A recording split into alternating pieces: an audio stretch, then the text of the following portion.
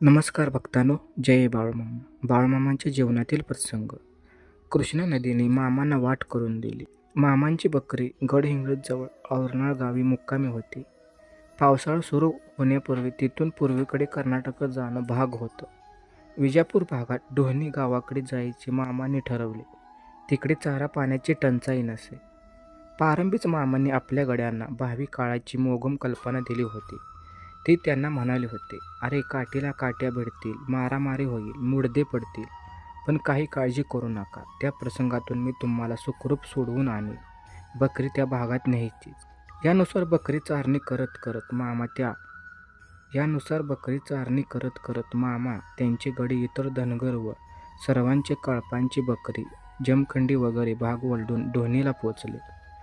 डोहनी येथे 4-5 दिवस झाले असतील. तो 7 जण धनगर मामा व मंडळी समोर आले व म्हणाले, लोकांनो, तुम्ही चारणी करून जाशीला. आमच्या बकऱ्यांना इथं चारा नाही. तुम्ही इथून चालते व्हा. हुवाप्पा व सिद्धप्पा बकऱ्यांचा कळप घेऊन बाजूला थोडे दूर गेले होते. त्यामुळे मामा एकटेच त्या 7 जणांच्या तावडीत सापडले. 7 जणांनी मामांना घेरले. काठीने मामांना मारण्यासाठी त्यांनी काट्या उचलल्या आणि चमत्कार घडला. त्यांचे हात वरच्यावर दबकले. ते सर्वजण तशा अवस्थेतच थांबले. मामा त्यांना म्हणाले, मारताय तर मारा बाबांनो, आणि शांत उभा राहिले. मामांना त्या आक्रमण करणाऱ्या धनगरांना मोठी शिक्षा करायची नव्हती. हे विचित्र दृश्य बकऱ्यातील इतर मंडळींनी पाहिले. मामांच्या आपल्या देवाचे हे लोक जीव घेतील असं वाटून हुवाप्पा कुऱ्हाड घेऊन आला.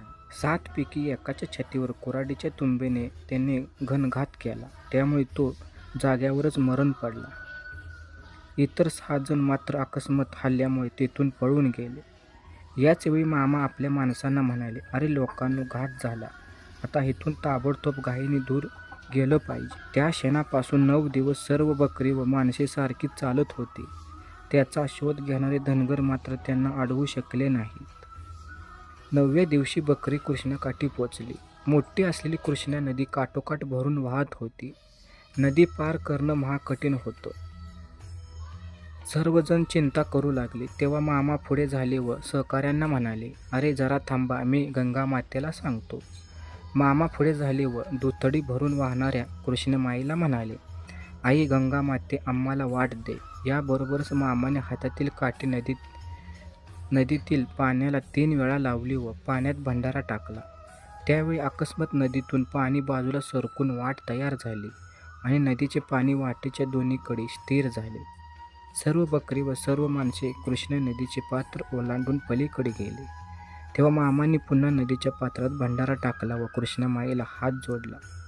त्या क्षणी नदी नेहमीसारखी वाहू लागली. यानंतर मामा आपली बकरी व सर्वांना घेऊन पुढे निघून गेले. टीप: प्रस्तुत घडलेला प्रसंग बकऱ्यांच्या सेवेत असणाऱ्या माणसांमध्ये लक्ष्मण कलाप्पा वडर, मुक्कामी मल्हारपूर, तालुका रामदुर्ग, जिल्हा बेळगाव, कर्नाटक राज्य हा प्रत्यक्ष हजर होता. असंच बाळूमामांच्या जीवनातील प्रसंग पाहण्यासाठी आपल्या चॅनलला सबस्क्राईब करून ठेवा. बोला बोला बाळूमामाच्या नावानं चांग भलं, मेंढी माऊलीच्या नावानं चांग भलं.